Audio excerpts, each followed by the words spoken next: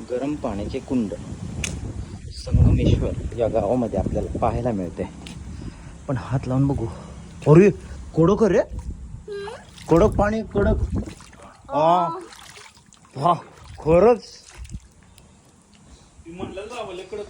पहिला खरंच की.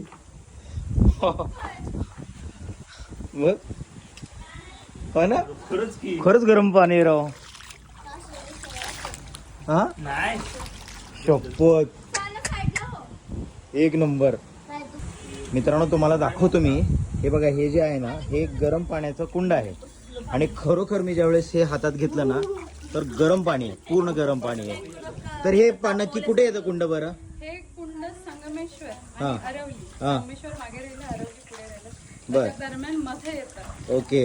हा हायवे ऍक्च्युली हा हायवेच्या बरोबर शेजारीच आहे. वर्किंग चालू आहे. हो. आणि हे पाणी गरम असण्याचं याचं सायंटिफिक कारण ह्याच्यात गंधक असतं. ओके. अशी मान्यता आहे की ह्याचं पाणी आपण लावलं तर आपले स्किन डिसीज ह्याने बरे होतं. हो ग्रेट, व्हेरी गुड. असं आहे.